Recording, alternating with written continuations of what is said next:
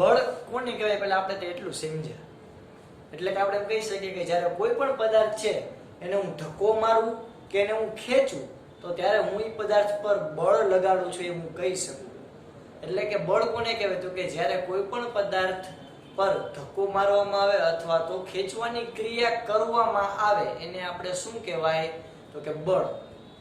હવે આપણે આગળ જોઈએ એના ઘણા બધા એડવાન્ટેજ એટલે કે એના ફાયદાઓ, એની આંતરક્રિયાઓ અને એની કઈ રીતે બળ છે એ અવસ્થા બદલી શકે છે.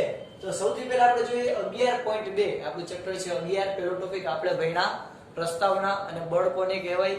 હવે આપણે જોશું 11.2 એટલે કે આપણા ચેપ્ટરનો બીજો ટોપિક બળો આંતરક્રિયાથી ઉદ્ભવે છે. બળો આંતરક્રિયાથી ઉદ્ભવે છે. તો અહીં એક શબ્દ આવ્યો આ આંતરક્રિયા. કોને કહેવાય આંતરક્રિયા તો કે આંતરક્રિયા એટલે એકબીજાથી ઉદ્ભવથી. ફોર એક્ઝામ્પલ એનું ઉદાહરણ આપો. માની લો કે કોઈ કાર છે બરોબર અને એની પાછળ કોઈ વ્યક્તિ ઊભા છે. કોઈ કાર છે એની પાછળ કોઈ વ્યક્તિ એમને ઊભા છે. તો એ વ્યક્તિ એમને ઊભા રહેશે તો એ કાર એમ ચાલવા માંડશે? નહીં ચાલે. એ વ્યક્તિ ઊભો ઊભા એમ કે કારને હાલે કાર ફટાફટ દોડવા માંડ તો કાર કઈ ચાલવા માંડશે? નહીં ચાલે. ઓકે, એની જગ્યાએ એ જે વ્યક્તિ છે એ વ્યક્તિ કારને ધક્કો મારશે. તમે ઘણીવાર એવું જોયું છે કે જ્યારે કોઈ ઘણીવાર એવું થાય કે કોઈ વાહન બંધ થઈ જાય તો એને આપણે પાછળથી ધક્કો મારીએ એટલે એ વાહન જે કદાચ ગતિમાં આવે ક્યારેક એવું આપણે કરીએ છીએ. તો આપણે એમનો વિચાર કરો કે કોઈ ગાડી બંધ પડી ગઈ અને કોઈ માણસ પાછળ એમ ઊભો રહેશે અને એમ કહેશે કે હાલી ગાડી ફટાફટ ચાલવા માંડ તો થશે? નહીં થાય. એની જગ્યાએ માની લો કે એવું કોઈ દી ક્યારે પોસિબલ નથી પણ એની જગ્યાએ ગાડી ઊભી હોય અને આપણે પાછળથી એને ધક્કો મારવાનો પ્રયત્ન કરશી તો ઓબ્વિયસ વાત છે કે કદાચ એવું બને કે ગાડી છે એ ચાલવા માંડે. તો અહીંયા ગાડી અને માણસ એ બંને વચ્ચે કઈ ક્રિયા થઈ. એ બંને વચ્ચે એ બે ભેગા થયા એટલે કે ગાડી ને માણસે ધક્કો માર્યો તો ગાડી ચાલવા માંડી. તો બેયના સહયોગથી જ અહીંયા બળ ઉદ્ભવ્યું. જો માણસ એનું ઊભો હશે તો પણ એના ઉપર બળ લાગતું નહીં હોય.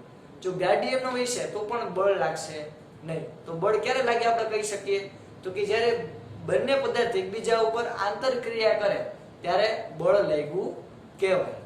એટલે કે કોઈ પણ બે પદાર્થ હોય એ બે પદાર્થ ભેગા થઈ અને કોઈ એક પદાર્થ બીજા પદાર્થને ધક્કો મારતો હોય, કોઈ એક પદાર્થ બીજા પદાર્થને ધક્કો મારતો હોય અથવા તો ખેંચતો હોય તો ત્યારે બળ એક પદાર્થ પર લાગે.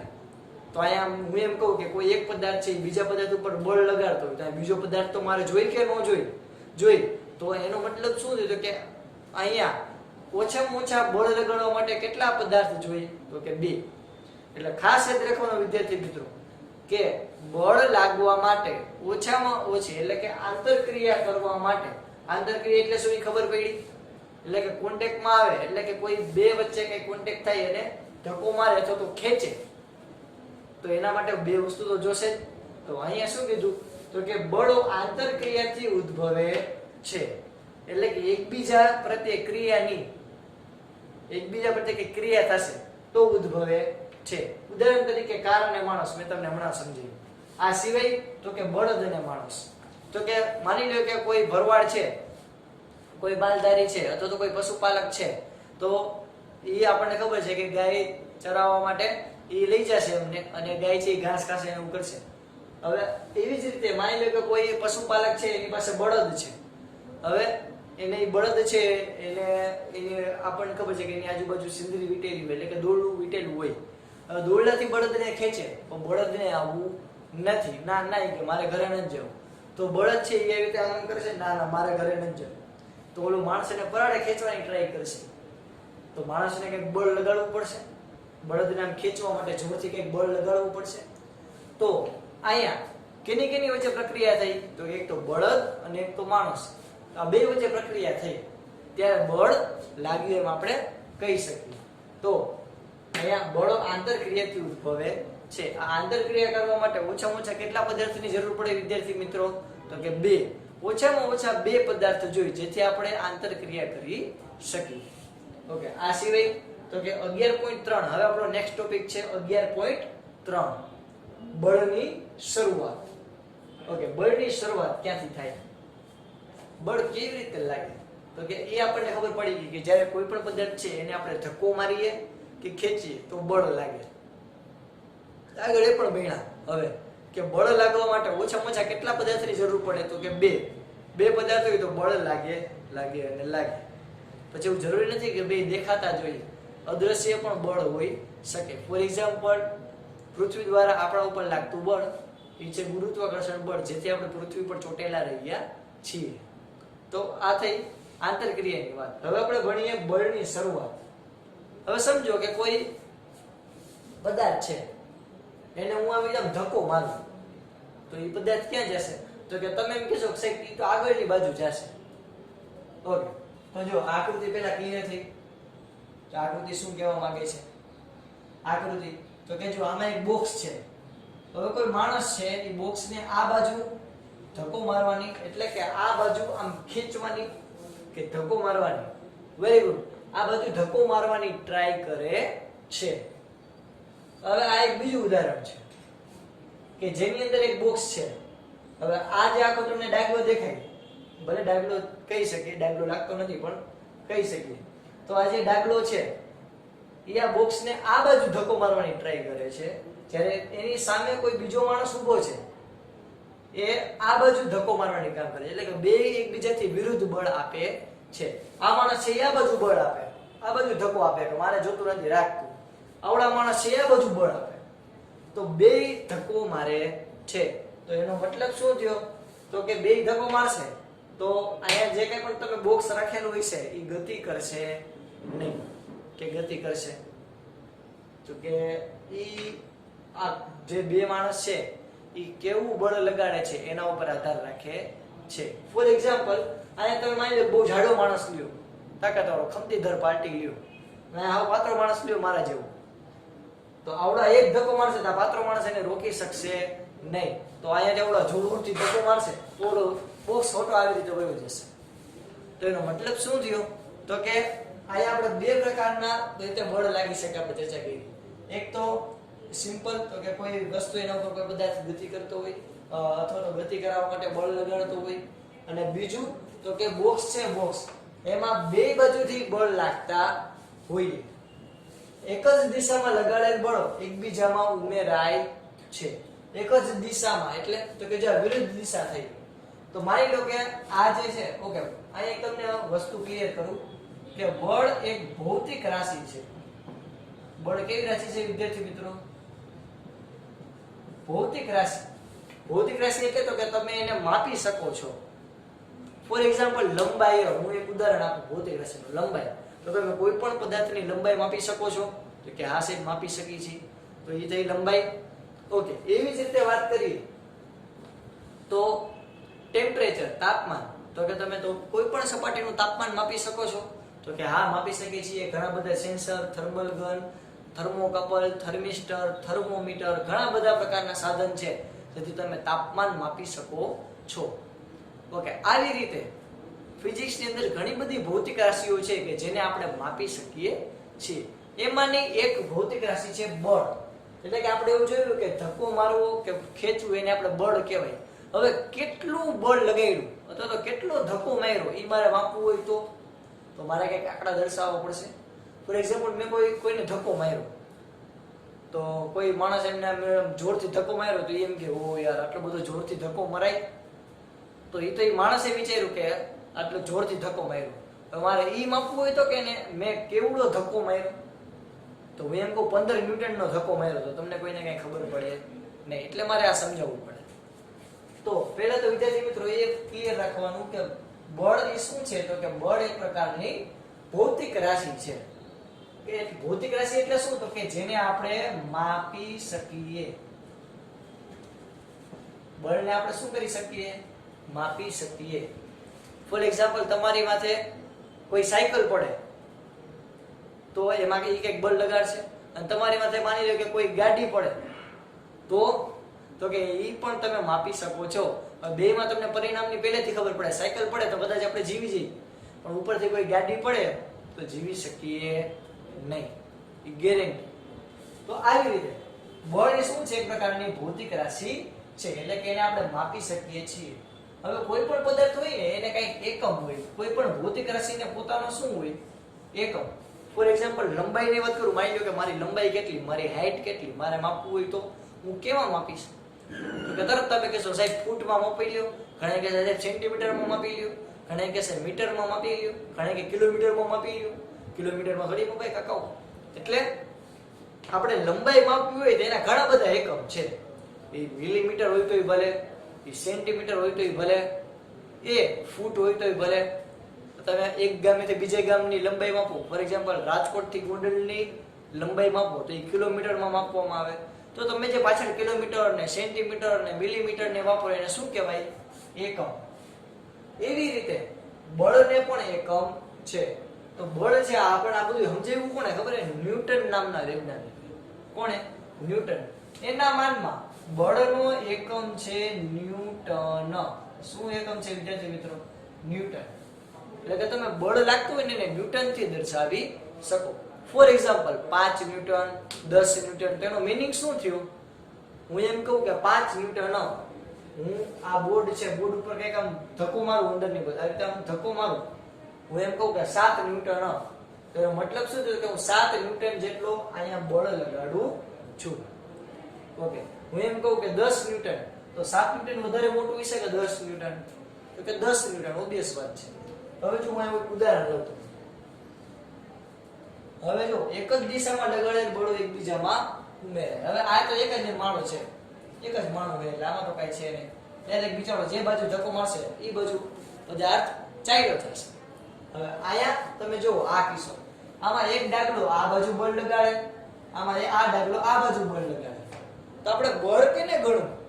તો કે જો આ ડાગલો માની લો કે 5 ન્યૂટન નું બળ લગાડે. કેટલા? 5 ન્યૂટન. આ ડાગલો છે એ ફોર એક્ઝામ્પલ 7 ન્યૂટન નું બળ લગાડે. કેટલા? આ કમ્પ્યુટર પાર્ટી જાડો માણા એટલે 7 ન્યૂટન નું બળ લગાડે.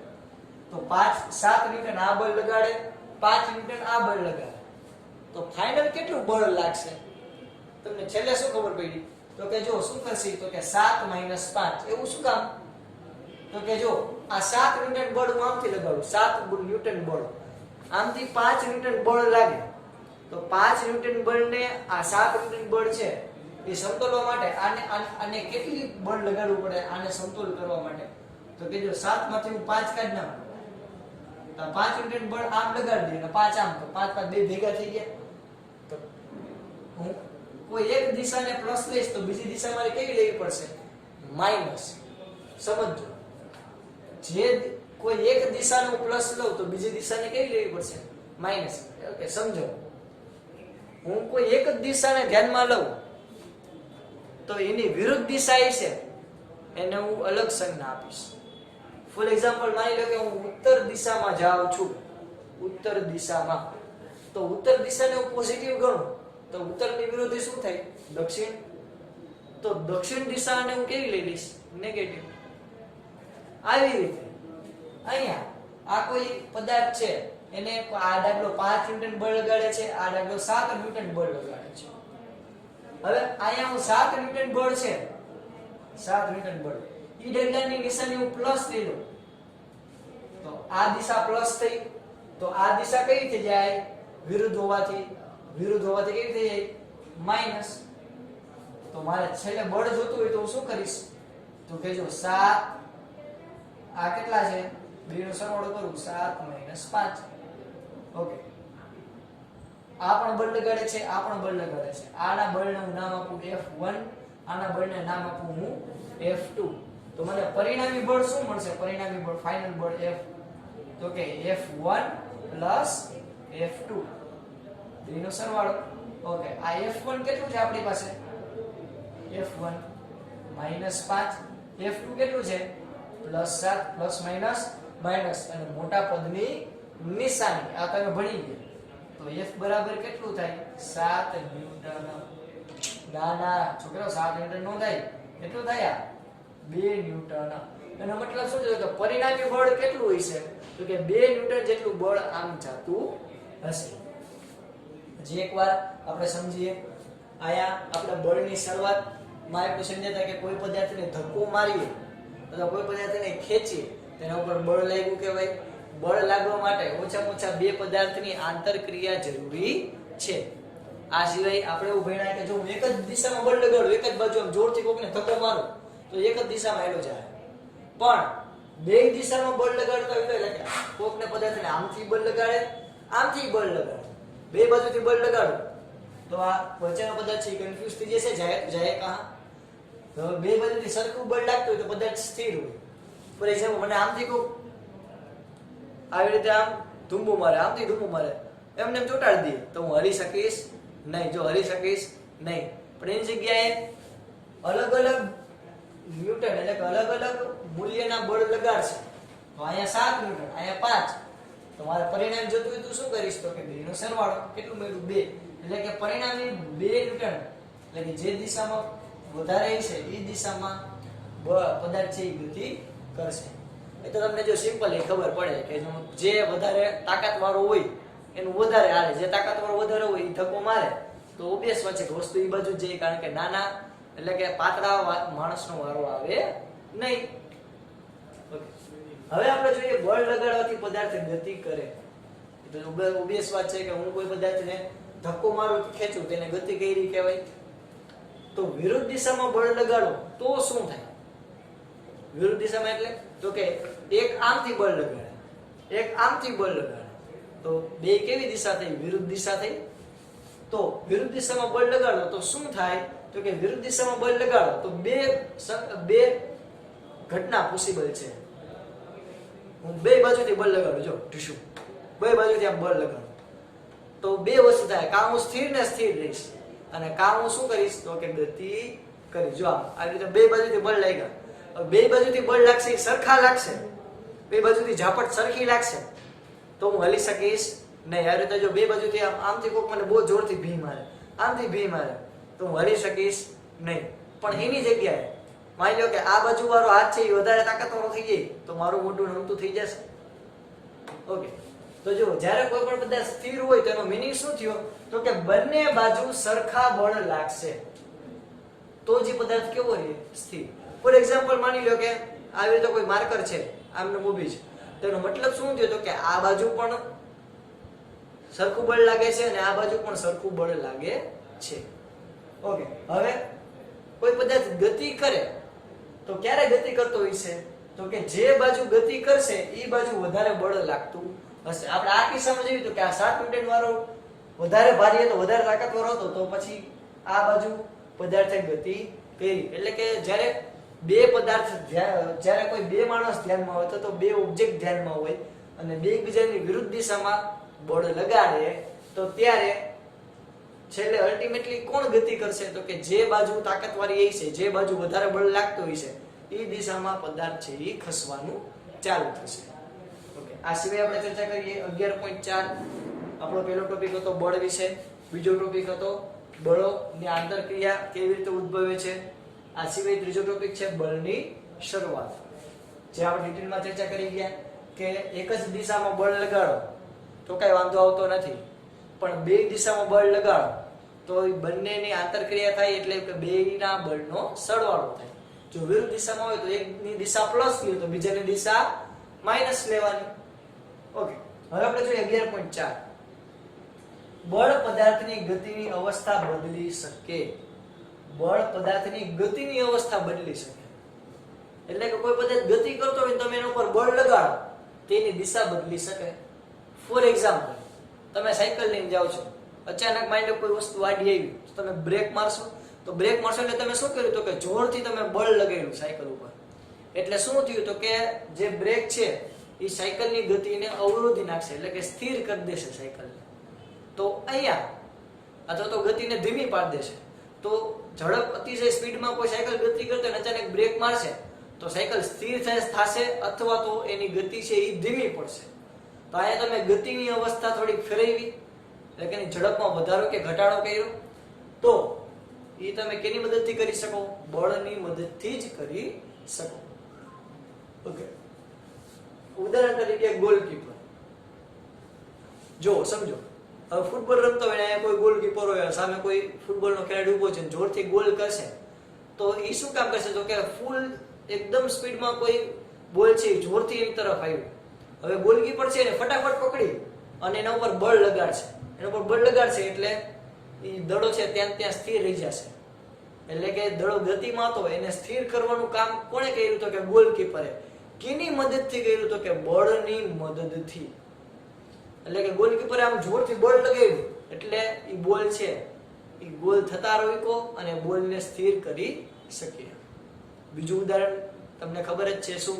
તો કે જ્યારે કોઈ પદાર્થ હોય, મેં તમને હમણાં જ કીધું હતું કે કોઈ ક્રિકેટની પીચ ઉપર રમતો હોય, ક્રિકેટરની સામે બોલર જોરથી બોલ ફેંકશે તો જો બોલની દિશા આમ છે, હવે ક્રિકેટર બેટથી જોરથી એને ફટકારશે તો એની દિશા શું થશે?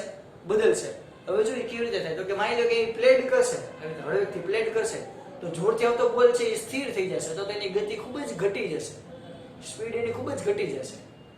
પણ એની જગ્યાએ જોરથી બોલર બોલ ફેંકો, જોરથી સિક્સ મારશે તો એ એની સ્પીડમાં શું કરશે? બોલની સ્પીડમાં વધારો કરશે અને એની દિશા પણ શું કરશે? બદલી દેશે. પદાર્થની ગતિની દિશામાં બળ લગાડો. પદાર્થની ગતિની દિશામાં બળ લગાડો તો એની ઝડપ શું થાય? વધે. ફોર એક્ઝામ્પલ માની લો કે કોઈ સાયકલ થી ગતિ કરે તો એ જ દિશામાં તમે જોરથી એના ધક્કો મારો તો સાયકલ ચલાવતો વ્યક્તિ જોરથી આમ ફટાફટ આગળ જશે ને ઝટકો લાગશે આગળ. આની જગ્યાએ પદાર્થની ગતિની વિરુદ્ધ દિશામાં તમે બળ લગાડો તેની ઝડપ શું થાય? ઘટે. ફોર એક્ઝામ્પલ મેં તમને હમણાં જ કીધું કે સાયકલ ચલાવનાર છે એ બ્રેક મારશે એટલે શું થશે? તો કે બ્રેક મારશે એટલે જે બ્રેકના ડેટા હોય, બ્રેકના ડેટા એ શું કરશે? તો કે વ્હીલને ચોંટાડી દેશે એટલે કે એની ઝડપમાં શું થાય? ઘટાડો. ઓકે, તો આ થયું 11.4. હવે આપણે આગળ પ્રવૃત્તિની ચર્ચા કરીશું.